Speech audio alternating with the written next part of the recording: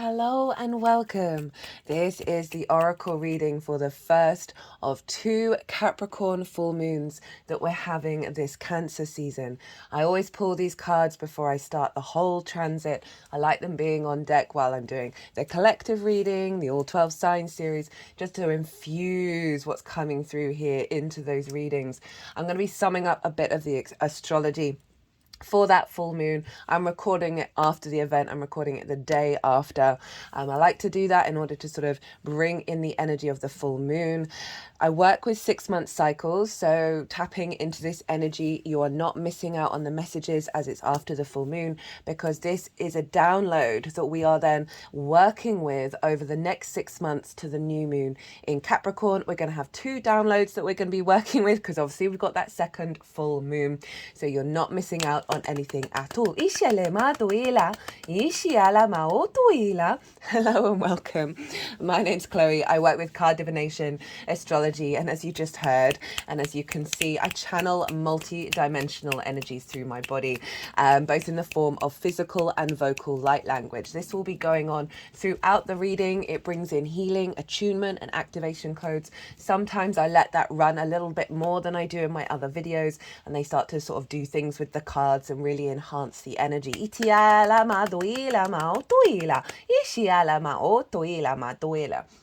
Now let's quickly sum up why this lunation cycle is quite significant. So since I'm going to try and make this really short, so regulars who've already watched the collective reading and your sign reading, I do apologize. I am going to be repeating myself.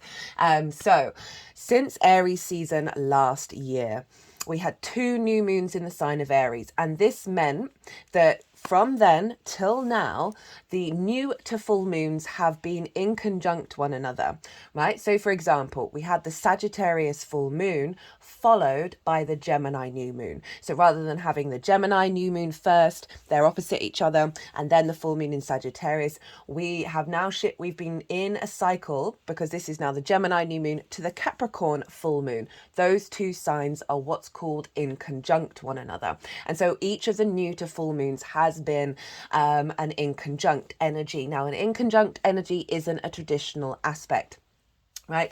It is about, it can be a bit discombobulating. You're working with 6 different energies that traditionally don't have core things in common with one another. Gemini is mutable, air and yang in nature.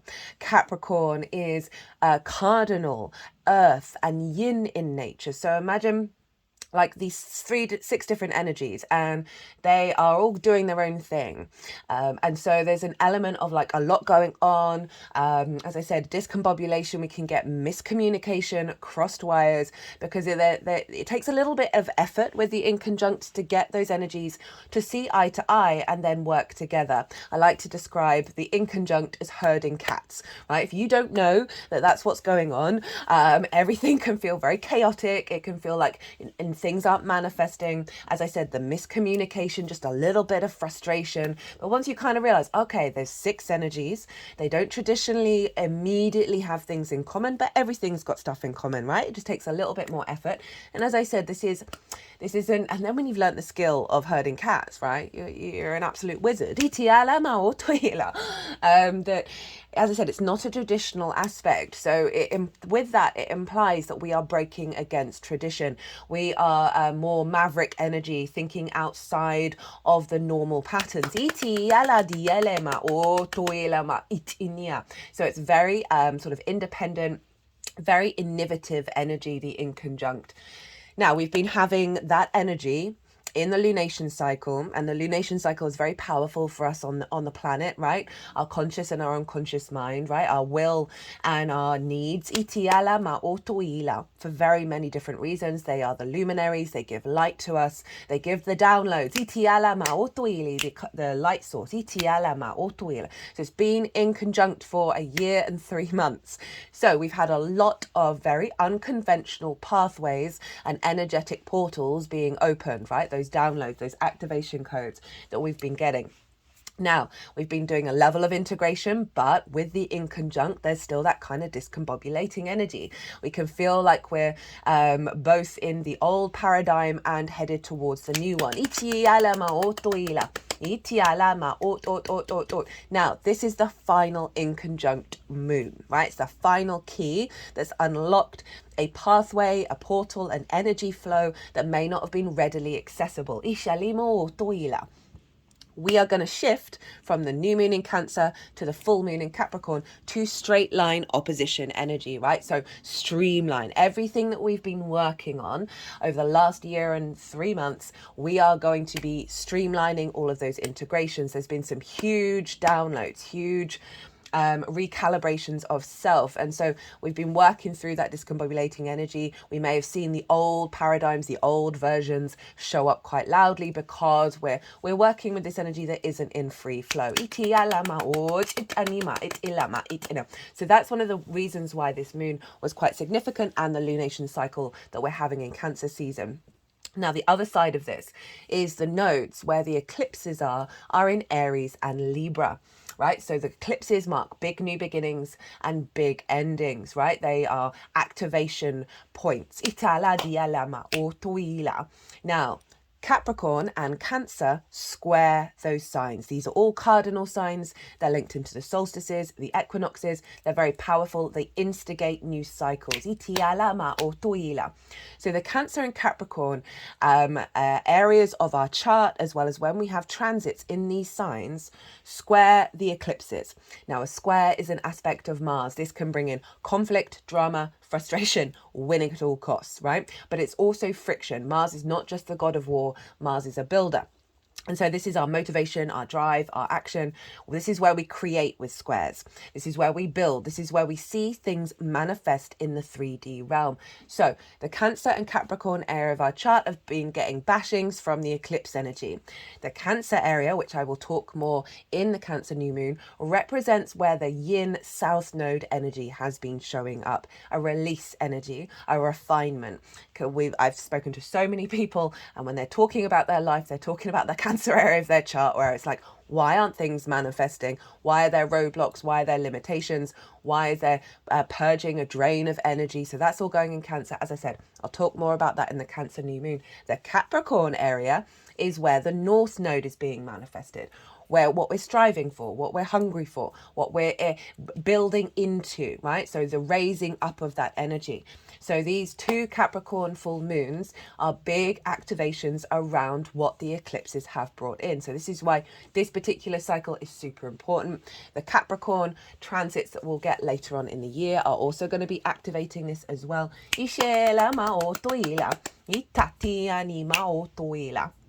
So we had Venus and Mercury conjunct the sun in the sign of Cancer with this full moon, a very tender, a very soft, a very loving energy. We had the moon being activated by Saturn. Saturn's a very mature energy, honoring of cause and effect, right? A sense of responsibility. Capricorn can be quite serious. Let's get on with it. It's the collective earth sign. It is thinking about the long-term goals, whereas that Cancer energy, we can get in our feelings. We can be hypersensitive, but we're also very in attunement with our emotional body. Now, I saw with this full moon a release around hairpin triggers, right? That level of sensitivity that completely deregulates us and distorts our reality. Whereas that Capricorn moon is like, hey, let's draw a line under the sand, right? We are moving beyond this energy. But at the same time, that Venus-Mercury conjunction with the sun of tapping into our heart space, really finding the love in that emotional body with Mercury there, our capacity to connect the dots in alignment with this full moon that is taking us beyond the paradigm of that Capricorn energy, right? Of allowing it to bring in the intuition and bring it into balance. This is also in alignment with the Gemini new moon. If you haven't checked out of the Gemini transits that are recent, I'd thoroughly recommend it. That energy that came through in the new moon, Jupiter in Gemini, that's a year-long transit. We had two conjunctions in the sign of Gemini, one with the sun and Venus, one with the sun and Mercury. And so they instigated new cycles around the personal planet, with Venus and Mercury. Did two pick a card readings for those, even though they're linked into the transit, the energy that came through in those, they're timeless. You can tap into them whenever. But the energy of that Gemini moon and everything going on in Gemini, that we had that massive stellium up in Gemini, And it's the final stellium that we're having all year, to be honest. Iti-ala-mau, and that stellium means a pile up of celestial bodies in one sign. So we get really potent energy come through. That Gemini energy, very playful, very creative, very able to connect the dots. Very catalytic, not taking things too seriously, very playful. So that new moon was allowing more neural plasticity around how we engage with information, how we process it. The Venus was conjunct the sun and the moon exactly by degree. So really operating from our heart space in a very creative, curious way. Now that's being locked in to the mountain, right, of Capricorn, right, the longevity, right? So that's implementing very quickly this framework where we're able just to breathe a little bit when we engage with information. There's a level of discernment that we're getting with Jupiter being there that's allowing us to step into a neural pathway, a new framework, a new neural connection around finding more curiosity in our environment, more play, more love. Then there's locked into this full moon of serving us for the long term. How am I doing? Okay, 10 minutes. That's good. That's a good little summary. So I'm going to be reading these oracle cards. The channeling is going to come through. I'm going to be bringing it all together.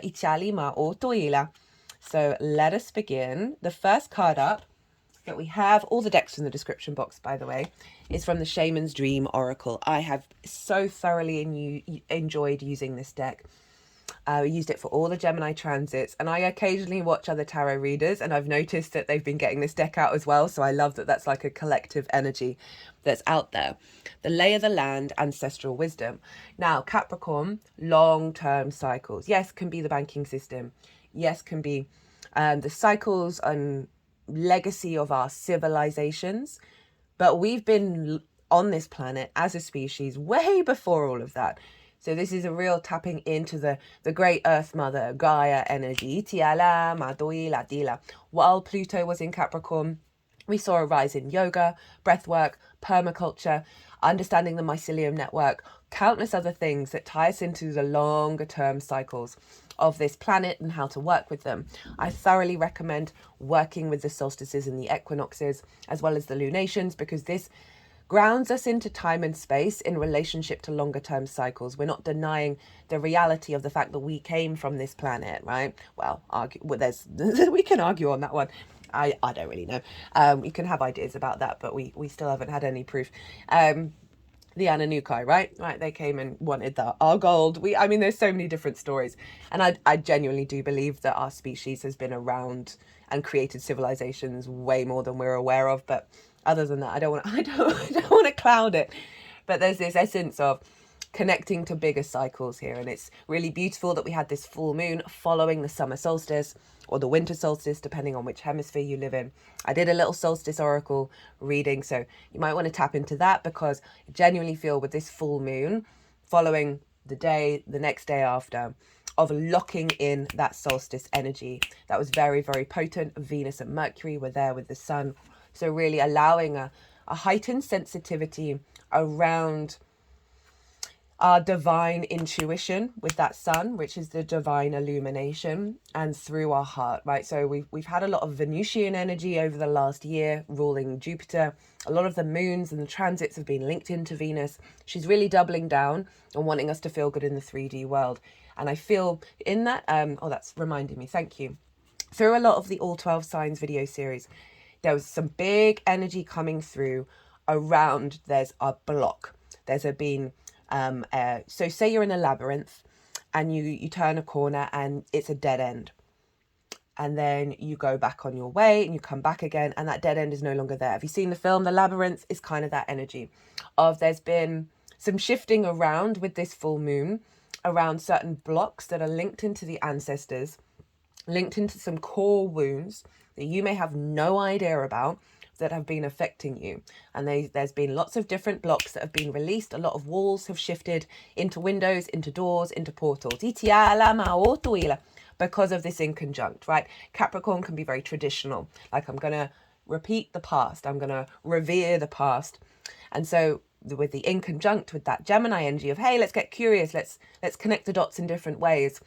We've been opening up those energetic portals that have been blocked through tradition. Dogma's been coming up quite a lot in all the readings.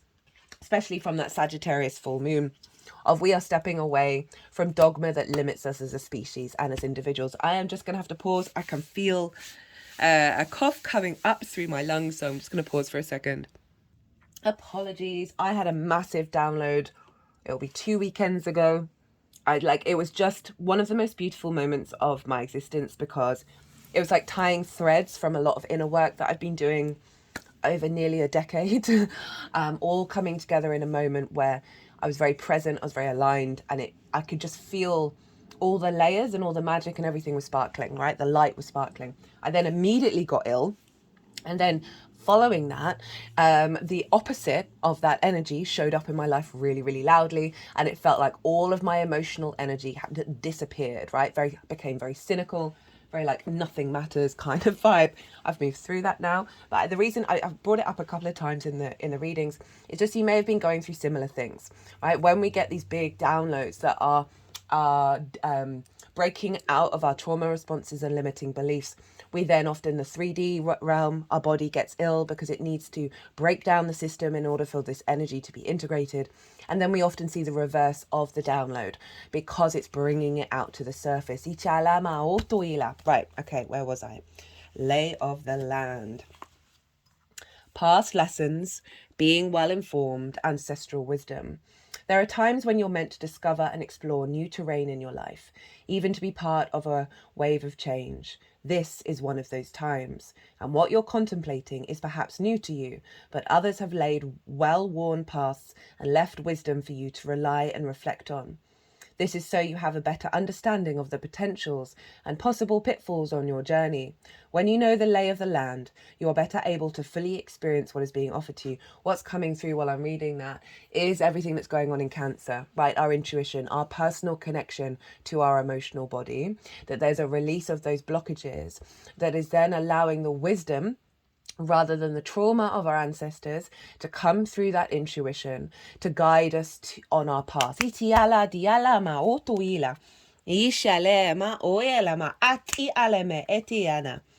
is a wonderful time to seek a mentor or good advice from an expert or elder. That way you'll be able to meet life's opportunities and challenges well informed. Knowing you have a map, now you can be curious about what else is here. This is a path that promises success in all areas. Where others before you have dared to tread, you will discover the treasure they have left behind for you to make on your own. I love how that's kind of referencing that time is happening all at once. That the ancestors are always here with us, that our future energy is always here with us, that there is energy along the path that we can then absorb and work with. You know, when it's saying seek advice from an expert or an elder, you can do that in the 3D as well as in the multidimensional sphere. I was called to talk about meditation quite a lot in the all 12 signs, of just giving yourself some space to see what comes through. You don't have to be in conscious aware of the of the messages, right? It's so often we rely quite heavily on being consciously aware. What my channeling and what's been going on with me, there's a lot of stuff that I don't understand, that I don't have that conscious awareness in a very obvious way, right? A lot of what comes through in the way that I talk is part of it. But with all the movements and the vocal light language, I know a lot of channelers who do direct translations. I don't have that so much at the moment. Occasionally I'll get it. It's part of my journey. But I've really had to surrender to the fact that I don't have to understand everything that's going on, right? For it not having an impact on me, right? For it not coming through the unconscious understanding, coming up in different ways that you may not be able to connect the dots with. So as I'm saying, you don't have to hear what your ancestors are saying. It's simply about creating a space for it. And then that on the subtle energetic fields gets integrated, and you may find yourself taking action a week later that's down linked into the download, but you still might not consciously be aware, and that may take a while to unfold. And I just thought I'd express that because we can have real expectations around how we engage with source, how we engage with the ancestors. It's going to look different for absolutely every single one of you. So this is from the Wild Unknown Archetypes deck by Kim Krantz, one of my favorites. This is Apocalyptus. Removing the veil of deception. Apocalyptus indicates a particularly painful time, one that unfolds when two disparate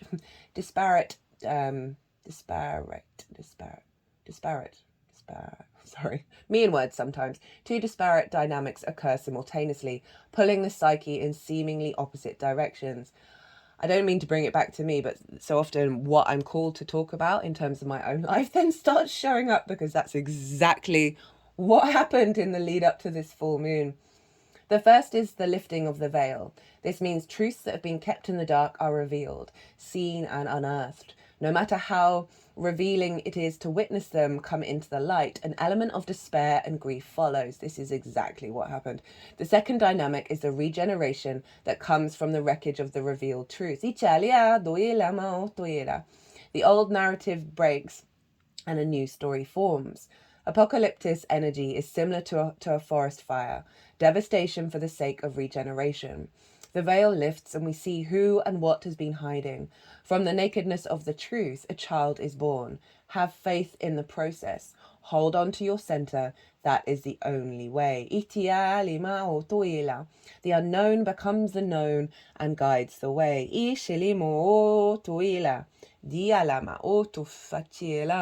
That's quite phenomenal, because I haven't read these cards before coming down to the table. I'm just seeing if I want to say anything else on that.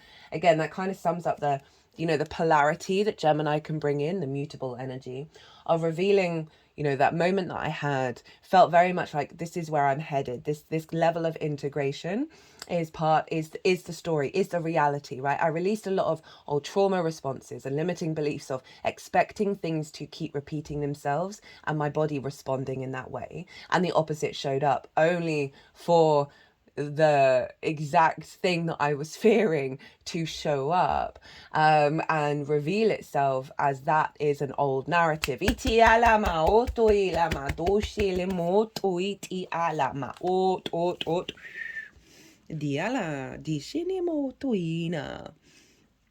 and then we have the desert.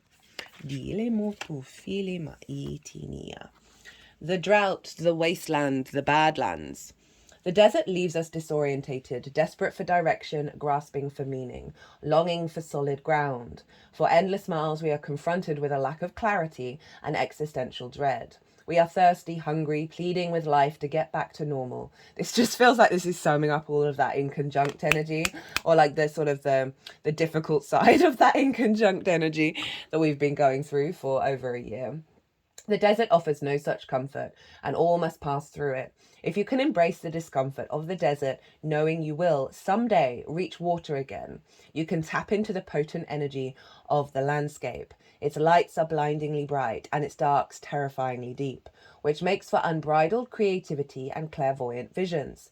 Truth resides in the desert that otherwise remains hidden. The crows, the shadows, the coyote calls surround you. Let the wind and the sand work their deep magic, weary traveller. Ishina, when light, surreal, strange, unexpected visions, and silence. Yeah,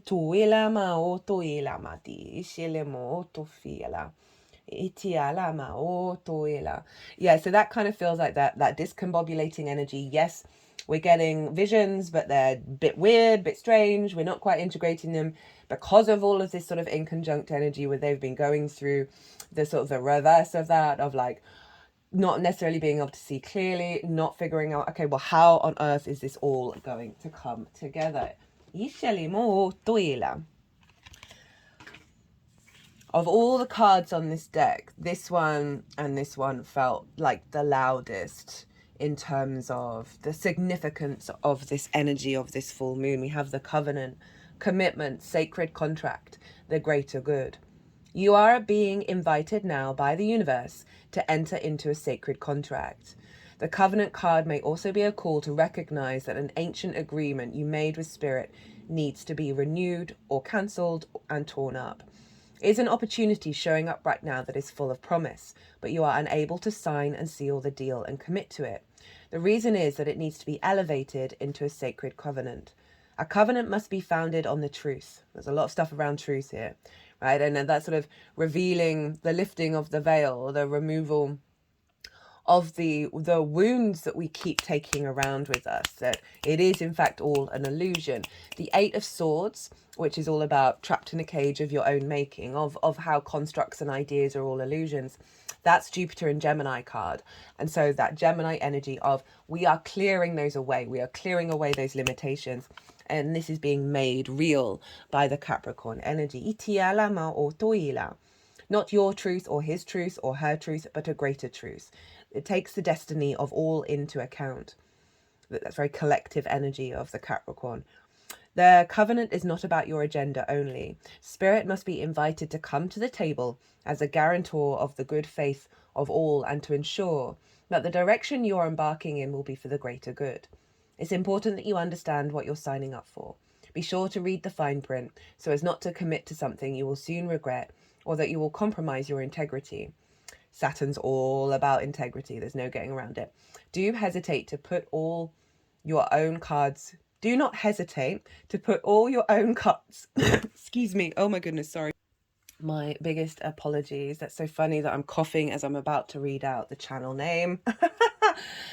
Do not hesitate to put all your own cards on the table so that your motives and desires are transparent and nothing is left in the darkness. That is always my intention. It's why I go in deep into the nuance of everything. When shadow elements remain hidden, the covenant breaks down and becomes a contract with an unspoken dark side that is inevitably fulfilled. So this Capricorn full moon, the final inconjunct, is setting up our capacity to really commit to our legacy, our longer term covenant with Source from a really beautiful collective space that's coming through our personal connection to our intuition with Cancer, right? So it's an individual experience that's in alignment with the collective. Itialama otuila ma tiela ditiatinimo otuila. Itnama ochinima itialima otuili. I talked about this in the collective reading, but Saturn was sextiling Ceres, which is an asteroid linked into the harvest, abundance, the great grain mother, right? So a sextile is where we get creative, we connect the dots, we find appreciation and value. So there's something around Ceres in the sign of Capricorn, giving a level of abundance, a level of an activation of a harvest cycle. There's an alignment with Saturn over in Pisces, making the magic real, right? This feels that a lot of the truth that's coming through is our capacity to believe in magic, to believe in miracles. Now, we all know that there's fundamental links that make rational sense, that create those synchronicities, that create that magic, but it is really highlighting our capacity to look beyond the veil of the rational, beyond the veil of the conventional.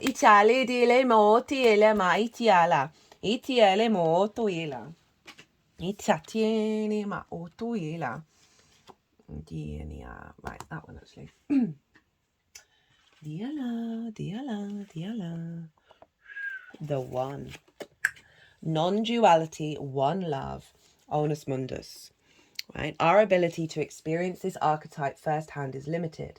It comes in brief and potent moments that we are left to savor for a lifetime. The one is both the energy that unites all living beings and our capacity to sense this intimate union. This archetype eludes us most of our lives, appearing as a concept in a distant galaxy.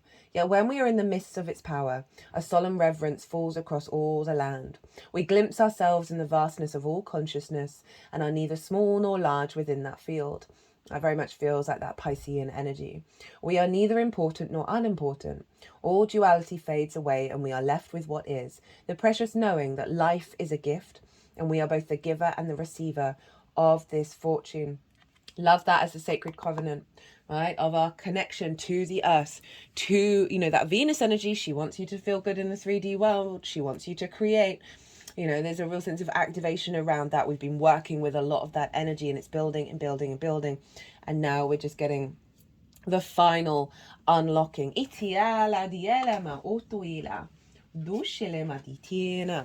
Now we have the Akashic records. This feels very appropriate for Capricorn, of all the data, all the information, all the wisdom for the longer term cycles. Clearing old stories. Releasing past lives, freedom. Akasha in Sanskrit word is a Sanskrit word that means ether or sky-based. And as explained above, the Akashic records are a compendium of universal events, experiences, and lifetimes held in the spiritual realms. When you draw this card, the universe is releasing you from past experiences. This can be soul-based memories. They're sort of moving this in between the heart and the throat chakra, by the way. Fears from previous lifetimes, itala, or older aspects of this current lifetime that you have moved on from. This is, I talked a lot about in the readings, Capricorn's drawing a line under the sand and saying, okay, we've done this. We do not need to keep festering on this. We do not need to keep getting stuck in this space. We are heading into the other realm. We're done here. Know that this is a time to reclaim your freedom and rewrite your story. You can do this by following through on your dreams. I'm sorry about this noise. This card is just... Gone are the days of fear-based indecision. This is the time to rise up and claim your truth. Oh, there's a lot of stuff around truth here.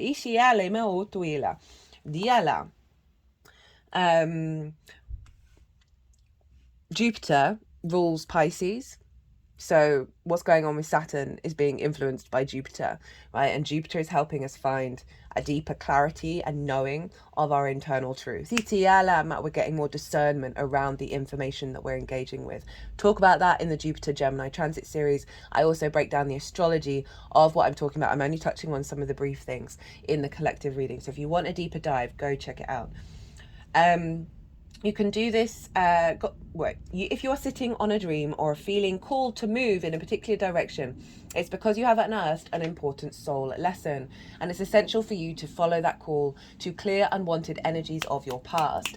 As you do so, don't allow yourself to be pulled into expecting the worst possible outcome. Know that this expectation is not your truth, but old energy being released from your energy body. This is, again, that's repeating what I was talking about in my experience. And I've genuinely felt like someone had pulled say I was an electrical appliance. Someone pulled the plug out of the socket. My whole emotional body disappeared. I really thought I'd fallen back into how I used to feel all the time, right? Of like existing is genuinely absurd to the point of why are we doing it? Why is anything here? This feels dead and flat and blah. And I, after a couple of evenings of sleep, woke up one morning and I felt like my whole body had regenerated. As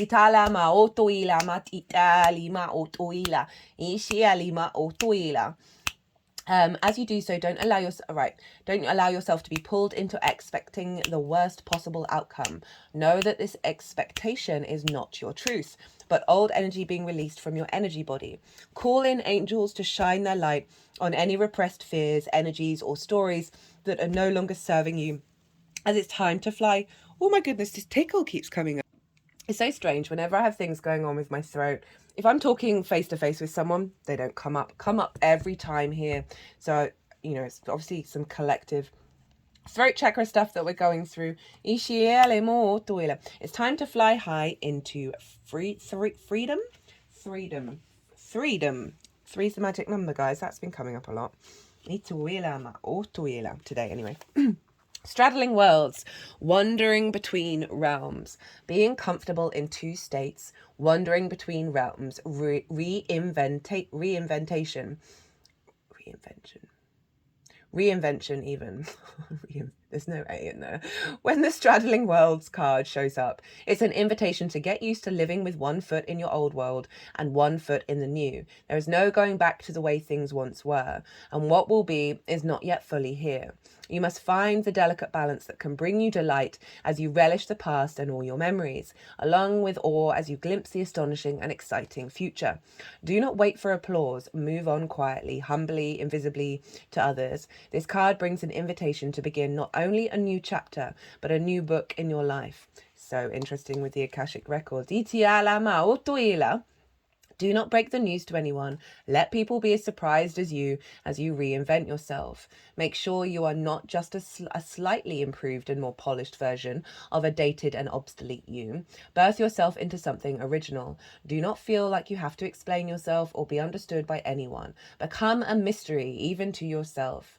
Gaze into the mirror one morning and be pleasantly surprised. Straddling Worlds invites you to become a true wizard. Not, that's what I said about hiding cats, that's funny. Not one who performs magic tricks, but one who has mastered the dance between the visible and the invisible worlds, between the realm of form and formlessness. You are the birther of new ideas, of original and sustainable ways of being in the world. I like that this is shown up in regards to, this is the final in conjunct.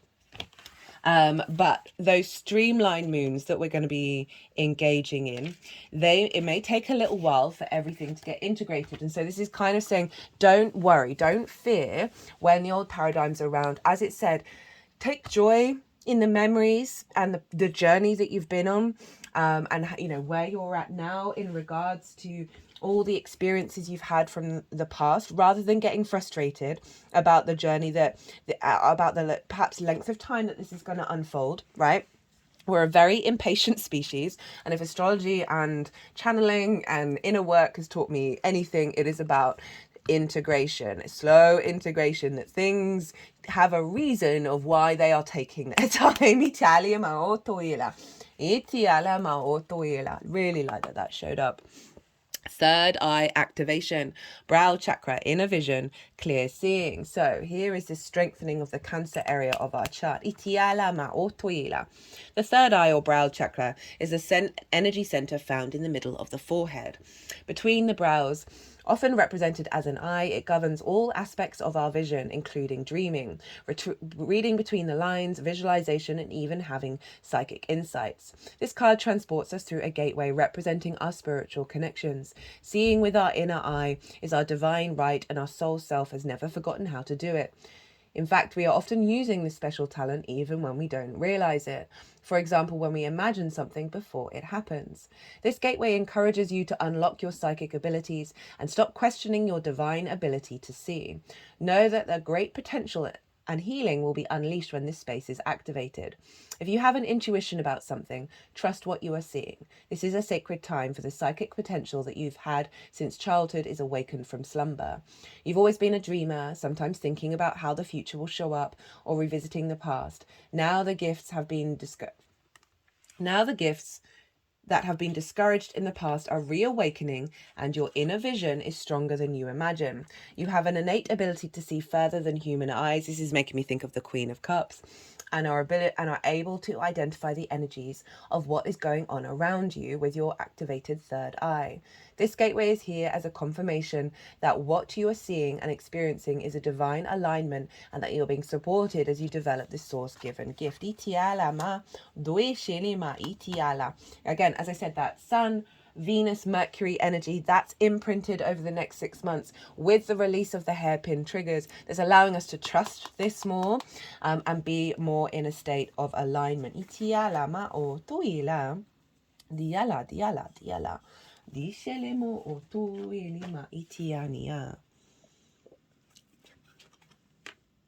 The kiss. I think this is the first time this has ever come out in any of the readings that I've done on this channel, so that's beautiful. The touch, the chemistry, the sex. Before a first kiss, the air is electrified. Each breath is alive with possibility and magic. What will their lips be like, their tongue? Do they want me in return?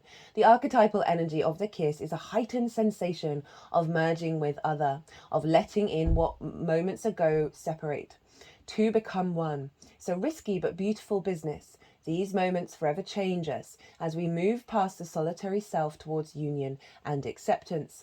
This card suggests true intimacy is around the corner, which requires bravery and surrender.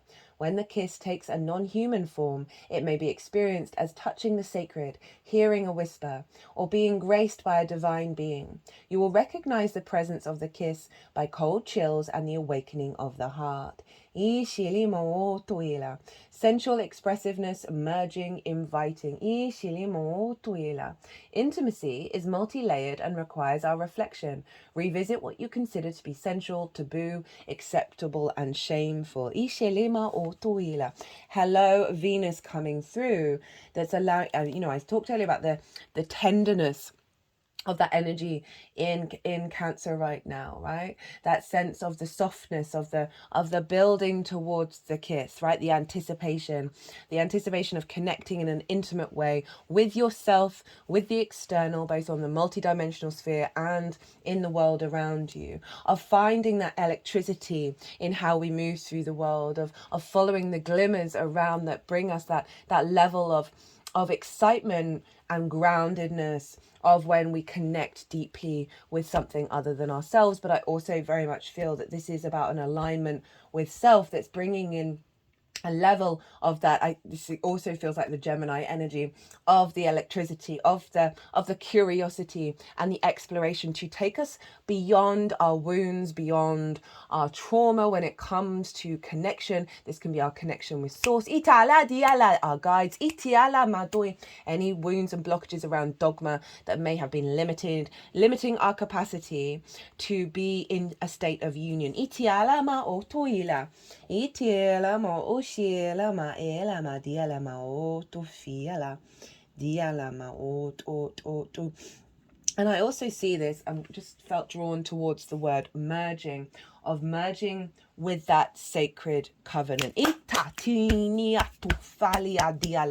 Our capacity to step into that level of deep integrity and intimacy when it comes to when we unite and we merge with others.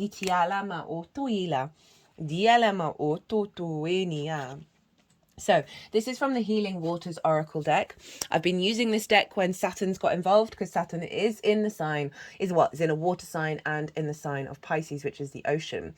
Releasing the old, energetic tune-up, new beginnings. Itiala ma ot.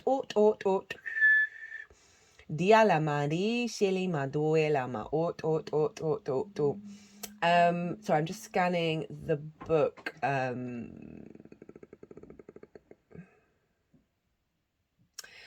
Water has been deeply associated with both physical and spiritual cleansing since ancient times.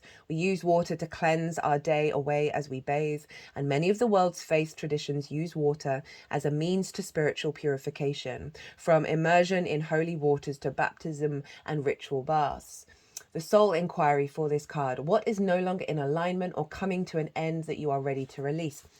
So it is acknowledging this last inconjunct that is clearing stagnant energy, clearing dogma, and allowing us to step into a higher connection with source. Water also holds a lot of memory, more memory than a computer. Itiala madi is incredibly powerful. That with this cleansing of moving through this, that the memory in our body, in our water body, is activating everything that we've just gone through in terms of the releasing of the blocks, so we can step into this new cycle with the new moon in Cancer and Capricorn, refreshed and enlivened.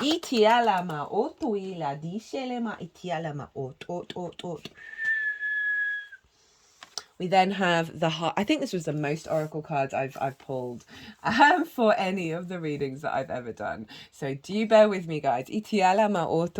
So underneath that cleansing card was the heart of source, all-encompassing love, unconditional acceptance, serenity. The source of the universe is a gigantic heart. Its beats are angels and beings of light. It is what many call God. It's love that is beyond gender and dogma. It is the infinite experiencing infinity. It's all that is, was, and ever will be. It's love being love and expressing love. It's an energy that can be explained but never fully comprehended. It's where we have all come from and will all return. The strangest part of all is that we've never left, even though we are spiritual beings having a human experience and may feel that source is separate from us. The truth is that we're always connected. Oh, I love that that's bringing in that unity. Itala, even when we feel we are not. So there's bringing in an energy frequency around our capacity to connect to this union. This gateway takes us not upward but inward. It's the gateway that reminds us that through the stargate of our heart, we are connected to the heart of creation. Not only that, but we exist and express ourselves with that heart.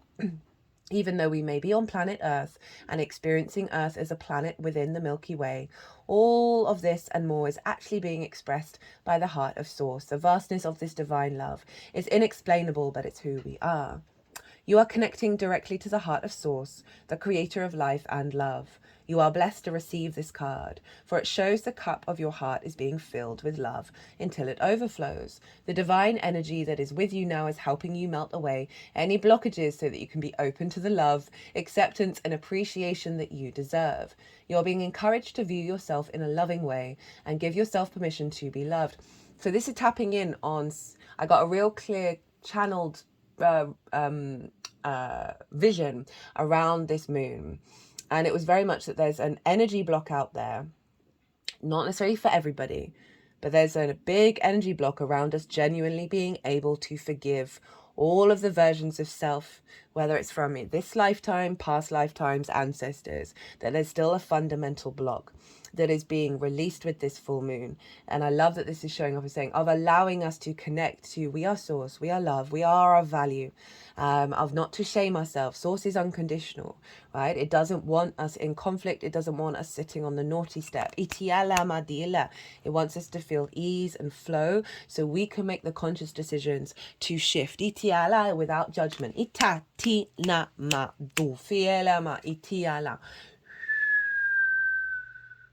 If you have been holding back for a while but now are ready to share the love you have within, this card lets you know it is safe to do so.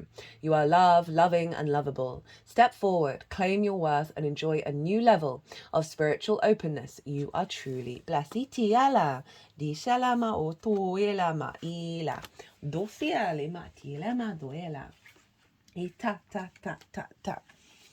The Father Gate, bold steps forward. The next experience, legacy, evolving, bold step forward. That's hilarious that legacy is there because Cancer is Saturn is very much about our legacy. When the Father Gate shows up, I keep wanting to say father as in like the parental masculine energy. But it is the furthest away. It's clear. It's a clear call to lift your eyes to the horizon. There might be some wounds around the father energy that's getting healed out here. And begin to walk towards your future. You are marching in place right now, stirring the dust, but not getting anywhere. Trust that your forward movement will lead you to a new destination you have already set for yourself, perhaps forgotten or neglected because of your everyday busyness. The Father Gate comes to tell you that an ending is at hand and that you can leave the old behind. Let it peel away like an old skin you shed. Do not hesitate. Cross the threshold boldly and you will be rewarded. If you continue marking time instead of moving, you will miss the opportunity. The gate is open. The next landscape of your life is within reach, but the window of time to pass through it grows shorter. Do not dally. I really don't like it when cards put in time limits and pressure. It's like, ugh. A gift of the Father Gate is to bring you to the fullest expression of your gifts, perhaps for the first time. It's an invitation to a sacred passage, to new discovery and both great challenges and opportunities. Interesting to a sacred passage of like I've been talking a lot about this is been opening up. These inconjuncts this moon is opening up passageways, portals for energy to come through. It is not a graduation. There are no rewards other than the exploration itself. You've been a farmer far too long, tilling the hard soil, and that now bears little fruit for you. Time to put on the explorer hat once again. We're walking into a new landscape that we have been prepping for quite some time. Like that. I like the confidence of that. Of like, we just trust that we are going into this new landscape here.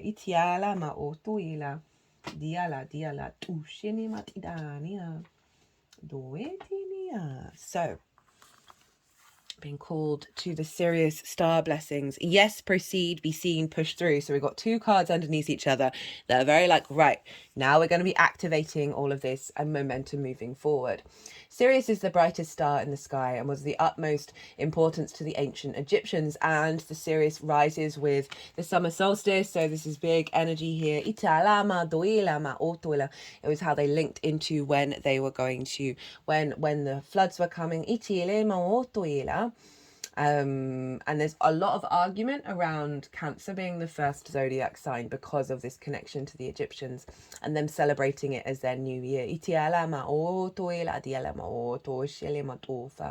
It's believed that these beings can be contacted through spiritual practice. This card draws the bright light of Sirius and the support of Syrian star beings into our world.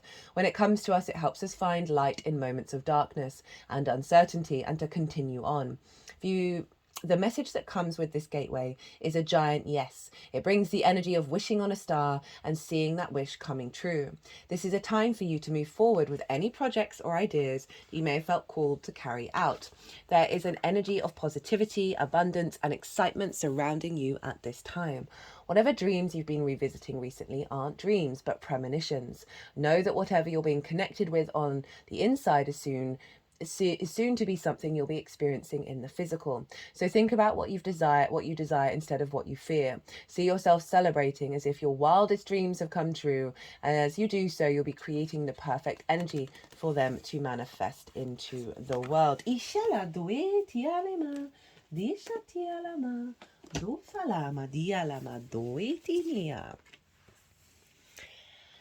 And we have the final card from the Wild Unknown Archetypes deck. This is Kairos, Mythic Time Synchronicities. We have all had the experience of timelessness, of life beyond the ticking of the clock. It may be felt as time standing still, slow motion, or losing track of time on a walk or in a lovely conversation. This is known as mythic time, and it is the territory of Kairos. This card suggests that there is a secondary time continuum that goes beyond any earthly clocks and schedules. Within this non-linear realm, we access divine timing. A single moment ripens with auspiciousness, and our actions change the trajectory of our whole life. Time becomes a living thing that watches over us and tells us precisely when to speak or act. When this card appears, it's all about patience and precision. No clock can guide you. Wait for the rush of the inner knowing and not a moment longer. Alignment, ease in decisions and actions. This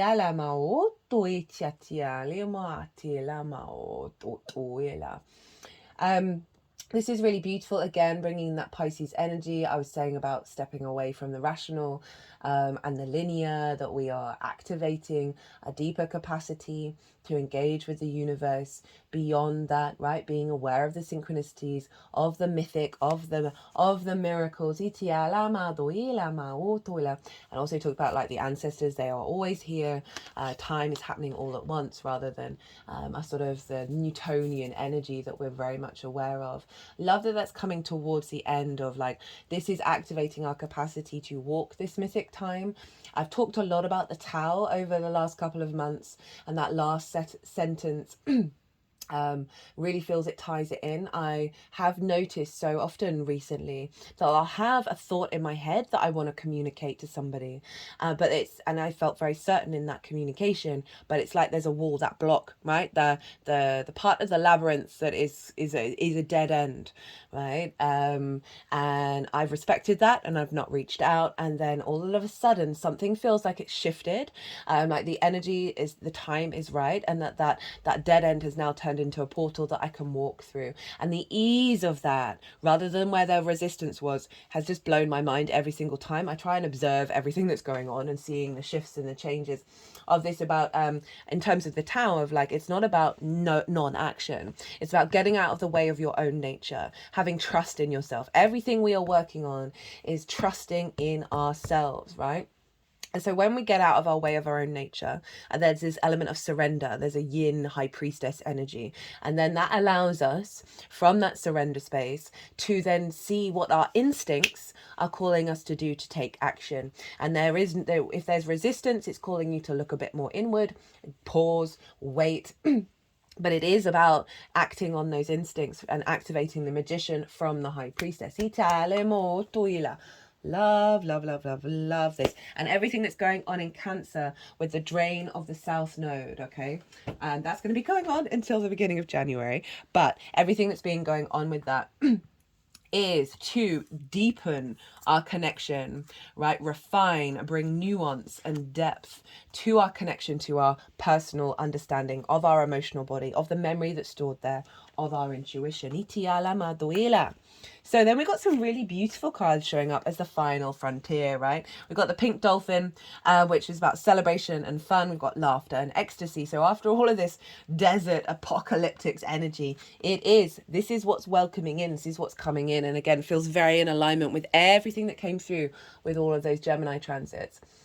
Celebration, fun, unbridled joy, open heart. Hey, Venus. The Amazon River dolphin, also known as the pink dolphin because of its unique pinkish colouring, is the endangered marine mammal that lives in the freshwater of the Amazon. Deeply revered, it is the subject of many local myths and legends. In one, it's said that if you go swimming alone, the pink dolphins may transport you to the magical underwater city of Encante.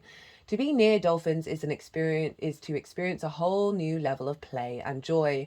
This is a card of welcoming more joy into your life, to opening your heart and mind, hello Mercury, to new experiences and prioritizing happiness and fun. It's not about not understanding about what's going on in the world and the heaviness there and the grief that I feel of what's going on. But then again, that's an element of conflict, right? And not having a bit more faith and trust of how things are going to unfold. And I appreciate I'm saying this from a place of privilege.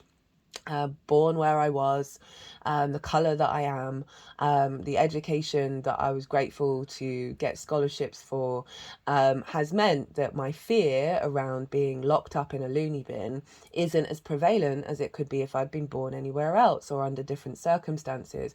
I'm so aware of whenever I say, tap into joy, tap into love, it's like, well, that's easy. That might be easy for you to say. I mean, it's not. I've got Saturn square my moon. It's been a lifelong journey of trying to break that seal, but overall of like the universe generally really does want you to create and wants you to find joy and love even in all the chaos and in all the difficulties, right? And still find the sweetness of existence. And when we do that in those little moments, when we find those spaces, it creates a ripple effect for your own life and for the collective.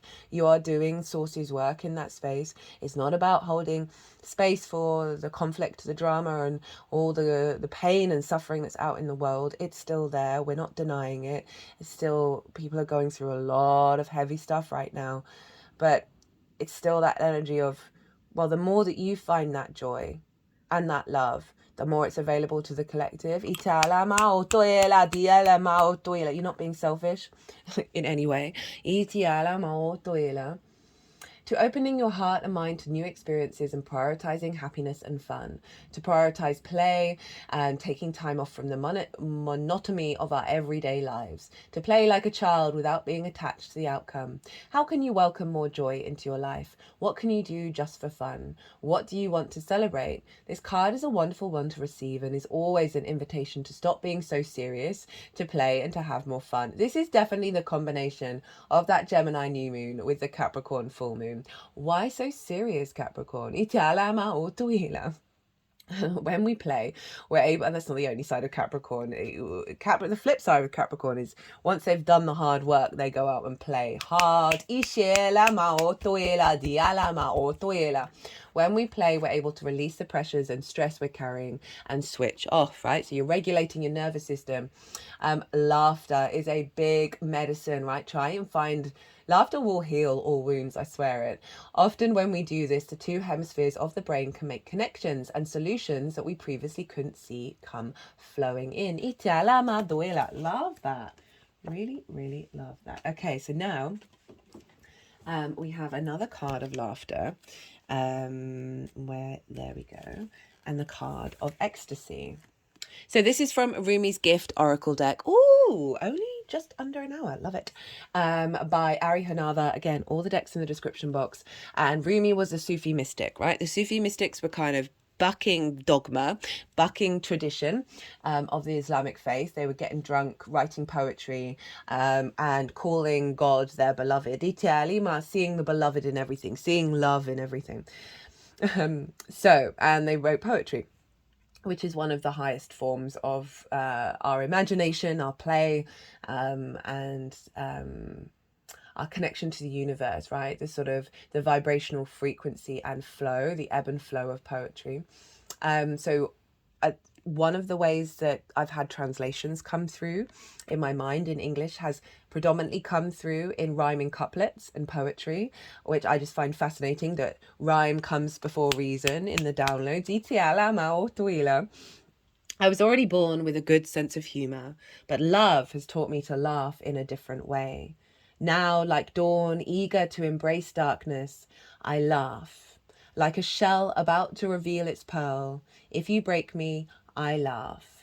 Laughing in triumph is the habit of the uncooked, right? The uncooked is those who've not gone through trauma or spiritual growth, right? They're sort of running around in sort of more unconscious mode and unaware, right? So laughing in triumph, as in like, I've won, I'm the best, is not in flow with the connection to the ecosystems, right? Capricorn is very much about the earth ecosystems, and we are creating a new ecosystem around this love and this joy while still committing to our legacy. Like not being in competition with people, comparison is the thief of joy, all of that kind of stuff. Like gold turning red while being cooked in the fire of love, I laugh. If I have the sour face of ominous clouds, I am lightning right before the storm, bursting into laughter. I am a flower. I don't envy the tall cypress. I blossom.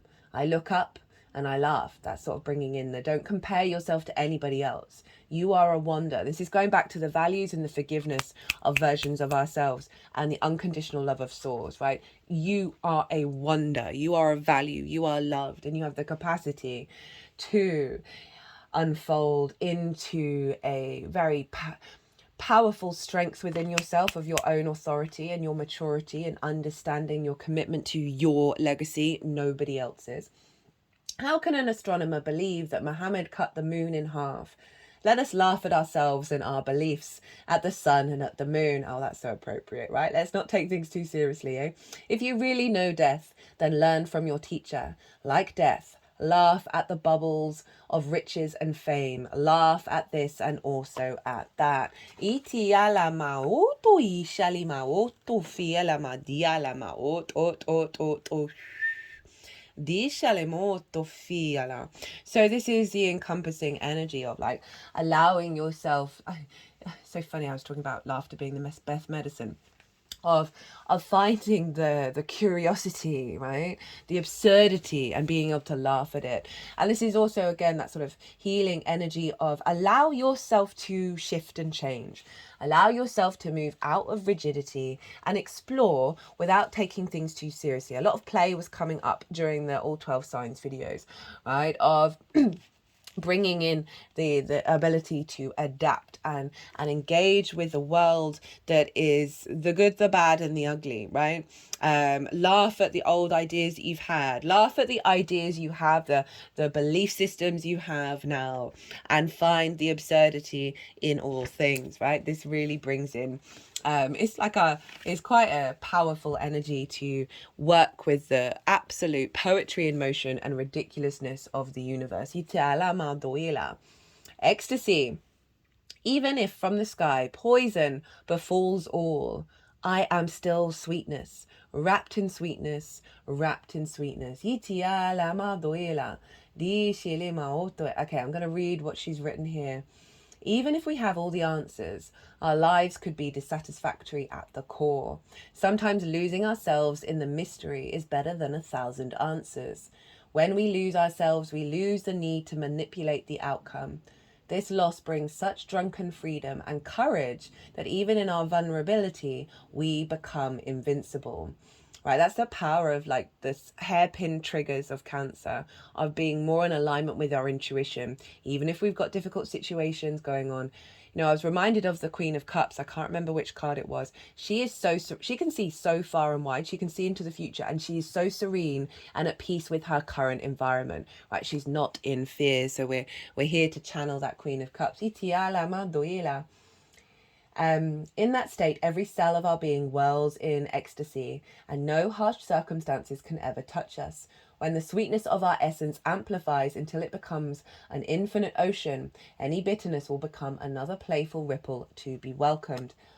I'm going to leave it at that. That was a beautiful summing up of a lot of what the messages were bringing through in this reading, the other readings, of allowing ourselves to trust in the experiences that we're having, of tapping into love, of curiosity, of playfulness, you know, stepping away from being impatient, allowing ourselves to break out of our own, step aside from our true nature and that instinct to respond from it, of being in a state of flow, of rather than a state of resistance and conflict, despite whatever may be going on in our lives. Having that level of commitment of this Capricorn energy to keep going, keep climbing that mountain.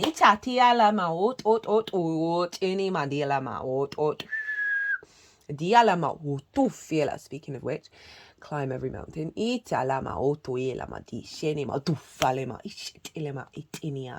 Right, I'm going to leave it there, guys. I hope you enjoyed this reading. I certainly did. I love doing these little oracle readings. Well, not so little, hour and nearly 5 minutes. I hope this resonated, or if it did, or if you just enjoyed the oracle cards, it would bring me great joy and also help the channel and help the algorithm. If you hit that like button, I would love to hear from you. Drop me a comment. That always brings me a lot of joy in my heart. If you want a personal reading, perhaps based on everything that's come through in this, or any other transit, my website is in the description box and my email address is in the website. I also have an Instagram account, so you can DM me. We can have a chat about what it is that we want to do in the reading. Other than that, be good to yourselves, be good to those around you, and most importantly, be well until we meet again. Itala di la maoto ela di shettiele maoto ela.